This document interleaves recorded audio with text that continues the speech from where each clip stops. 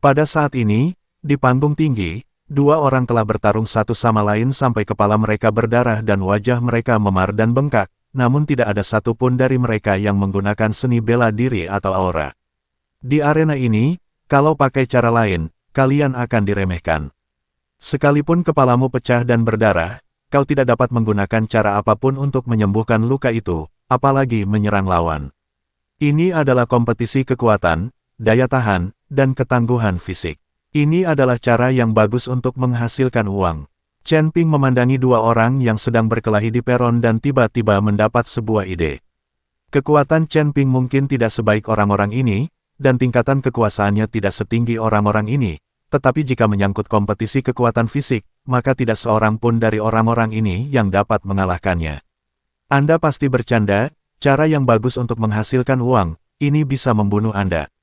Jika kamu jatuh dari platform setinggi 100 meter ini, bisakah kamu bertahan tanpa menggunakan aura seni bela diri?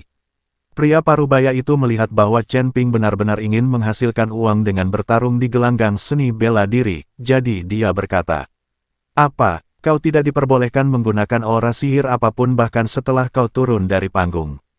Chen Ping terdiam. Kalau dia meloncat dari atas panggung setinggi 100 meter dengan tubuh manusia yang berdarah dan berdaging, bukankah itu gila? Sekalipun tubuhnya kuat, melompat dari platform setinggi 100 meter ini mungkin akan mengubahnya menjadi bubur. Ada formasi yang membatasi di panggung, jadi tidak ada cara untuk menggunakan aura sihir. Hanya setelah pemenang ditentukan dan formasi ditutup, barulah kita bisa bersantai. Namun banyak orang yang terlempar dari panggung dan hancur berkeping-keping sebelum permainan berakhir. Kamu telah kehilangan nyawamu demi koin abadi ini. Apakah kamu masih berpikir mudah untuk menghasilkan uang? Pria parubaya itu bertanya. Aturan ini baik dan dapat diterima. Chen Ping mengangguk. Teman Chen, apakah kamu ingin naik dan mencobanya juga? Xiu Rui bertanya. Tentu saja, jika ada hal yang menyenangkan seperti itu, saya pasti akan mencobanya. Chen Ping mengangguk dan berkata, "Anak muda, aku sarankan kamu untuk tidak mencobanya. Dengan bentuk tubuhmu, aku rasa kamu tidak akan sanggup menahan dua pukulan. Ini baru ronde pertama, masih ada 9 ronde lagi. Setelah Anda menang, meskipun Anda menang, Anda harus terus menerima tantangan dari orang berikutnya. Kamu tidak akan bisa mengatasinya dengan cara ini. Jika kamu ingin mencoba, kamu dapat menemukan waktu yang tepat dan naik ke panggung ketika orang di atas panggung telah bertarung 2 ronde dan kelelahan. Semua ini dicapai dengan menggunakan otak Anda. Anda tidak bisa menang hanya dengan menggunakan kekuatan kasar." Pria parubaya itu memberi Chen Ping beberapa nasihat. Apakah tidak ada seorang pun yang dapat bertahan di panggung sampai akhir? Chen Ping bertanya dengan rasa ingin tahu. Tentu saja ada, tetapi sekarang sebagian besar diatur secara rahasia. Melalui formulir ini, setelah memainkan 10 permainan, Anda dapat memasuki rumah tuan kota. Sekarang orang-orang tahu kebenarannya, jadi mereka datang hanya untuk menonton kesenangan. Sejauh yang saya tahu, dalam ribuan tahun terakhir, hanya ada 3 orang yang berdiri di podium sampai akhir tanpa berbuat curang. Kamu harus tahu bahwa tanpa penggunaan aura sihir, mengandalkan kekuatan fisik tidak ada hubungannya dengan alarm. Kata pria parubaya itu. Ketika Chen Ping mendengar ini, dia tidak dapat menahan perasaan lucu. Ternyata alam surga pun memperhatikan hal-hal tersebut, seperti halnya lelang di dunia sekuler, lalu mendapati sekumpulan penawar yang turut serta. Pemenangnya pada akhirnya sudah ditentukan sebelumnya, jadi apa gunanya kompetisi seperti itu? Jika memang begitu, maka kompetisi semacam ini tidak ada gunanya. Xiu Rui tidak dapat menahan diri untuk tidak mendengus dingin. Apa yang kau tahu? Ini adalah etika sosial. Kau lihat 2 orang di panggung. Meskipun mereka memar dan bengkak, itu semua hanya pertengkaran palsu.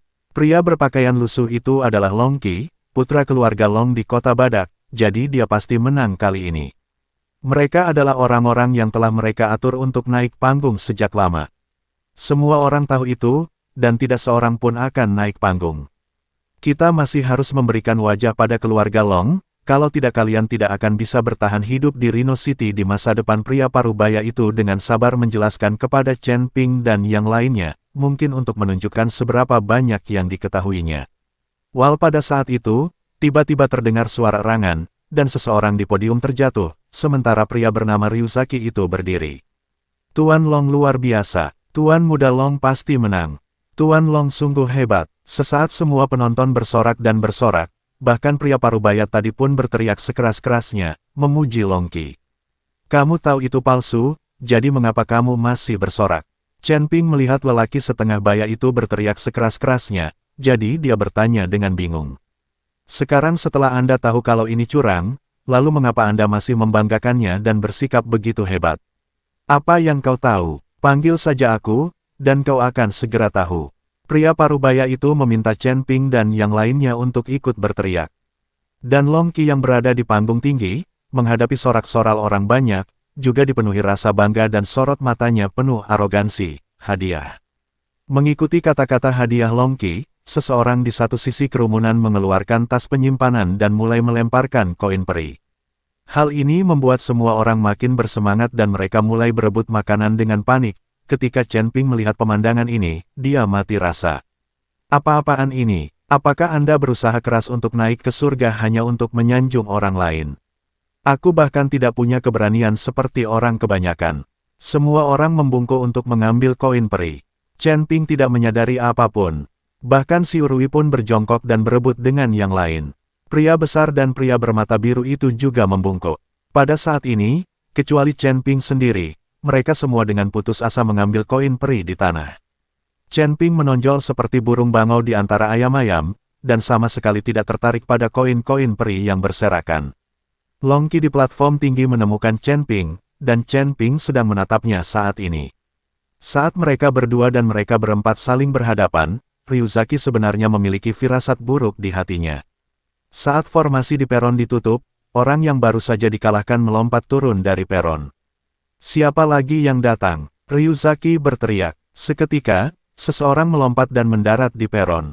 Tidak ada omong kosong, dan ada lebih banyak pukulan dan tendangan. Pada akhirnya, Ryuzaki menang, dan semua orang mulai menyanjungnya, dan beberapa bahkan memanggilnya kakek. Lagi pula, keluarga Long Qi kaya dan berkuasa, dan jika mereka bisa menyenangkannya, mereka bisa memberinya sedekah. Dan Long Qi juga sangat menikmati perasaan ini, dan setiap kali dia menang, bawahannya akan membuang koin peri. Akan tetapi, setiap kali, Chen Ping berdiri tegak dan tidak pernah membungkuk sekalipun. Long Qi menjadi semakin penasaran terhadap Chen Ping, tetapi matanya menjadi semakin tajam. Chen Ping bersikap acuh tak acuh terhadap ganjarannya, yang menunjukkan bahwa dia tidak menghargai dirinya sendiri dan memandang rendah dirinya. Jadi Long Qi sudah memutuskan bahwa setelah kompetisi selesai, dia ingin melihat siapa Chen Ping ini dan apa identitas dan latar belakangnya. Dengan cara ini, Ryuzaki mengalahkan 8 lawan berturut-turut dan akan menantang 10 permainan tanpa menyerah. Namun pada ronde ke-9, Ryuzaki melirik ke arah penonton dan bertanya, siapa lagi? Seorang pria hendak berbicara, tetapi disela oleh Chen Ping. Biar aku coba. Setelah Chen Ping selesai berbicara, dia benar-benar melompat ke peron. Long Qi sedikit mengernyit dan menatap Chen Ping. Yang lain juga bingung, menatap Chen Ping di atas panggung dan bertanya, siapa anak ini? Apakah dia tidak tahu aturan? Kamu berani mengganggu kompetisi Tuan Muda Long. Apakah dia sudah bosan hidup? Orang ini, apakah dia mencoba memanfaatkan situasi? Dia melihat Tuan Muda Long telah memainkan 8 pertandingan. Dengan tubuhnya yang kecil, Tuan Muda Long mungkin bisa menjatuhkaninya hanya dengan 2 pukulan. Semua orang membicarakan kemunculan Chen Ping yang tiba-tiba. Pria parubaya itu menatap si Urui dan bertanya, apakah kalian berdua bersama? Yal, si Urui mengangguk. Kalau begitu, sebaiknya kau cari teman. Anak ini tidak akan bisa bertahan hidup. Jika dia menyinggung keluarga Long, dia tidak punya pilihan selain mati. Pria parubaya itu membujuk si Urui. Mungkin tidak harus. Mungkin latar belakang rekan Daois Chen bahkan lebih hebat dari Tuan Long. Si Urui tersenyum sedikit. Meskipun dia baru mengenal Chen Ping dalam waktu singkat, si Urui tahu bahwa Chen Ping pasti memiliki latar belakang, dan latar belakang itu sangat kuat. Jika kamu tidak mendengarkan orang tua itu, kamu akan menanggung akibatnya. Lalu kamu juga bisa menunggu kematian. Setelah pria parubaya itu selesai berbicara, dia menjauh dari si Urui, takut kalau dia akan terlibat. Chen Ping, yang berdiri di panggung tinggi, memandang Long Qi yang terluka dan berkata sambil tersenyum, biarkan aku bertanding denganmu. Long Qi menatap Chen Ping, matanya sedikit menyipit saat dia bertanya, apakah kamu tahu siapa aku? Saya tidak tahu, dan saya tidak perlu tahu. Chen Ping tersenyum tipis. Aku memberimu kesempatan sekarang. Akui kekalahanmu dan keluar dari sini, atau hidupmu akan dalam bahaya. Ryuzaki berkata dengan dingin. Walaupun melihat fisik Chen Ping, jelas bahwa dia tidak punya banyak kekuatan, Long Qi tidak ingin berjudi. Dia meminta Chen Ping untuk mengakui kekalahan secara sukarela, sehingga dia hanya perlu mengalahkan satu orang lagi untuk menyelesaikan misinya. Saya bisa mengaku kalah, tetapi Anda harus memberi saya uang. Chen Ping berkata dengan santai. Berapa banyak yang kamu inginkan? Pada saat ini, Long Qi mulai membenci Chen Ping. Awalnya, saat saya melihat Chen Ping tidak pernah membungkuk untuk mengambil koin peri, saya pikir orang ini punya tulang punggung dan latar belakang. Tapi sekarang dia ada di panggung, memerasku dan meminta koin abadiku, yang mana bukanlah hal baik. Chen Ping dengan tenang memasukkan jarinya ke dalam kedalaman itu.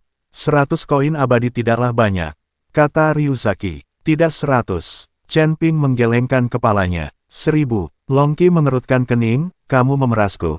Tapi aku tidak ingin mengganggumu hari ini, aku bisa memberimu 1000 koin abadi. Bukan 1000, tapi 10.000 koin abadi, kata Chen Ping. Sial, aku akan membunuhmu. Ryuzaki sangat marah, otot-ototnya tegang dan urat-urat menonjol di dahinya. Tampaknya Chen Ping sangat marah padanya. Melihatmu sudah bertarung beberapa ronde, aku bisa membiarkanmu melancarkan 3 gerakan, dan aku tidak akan menghindar.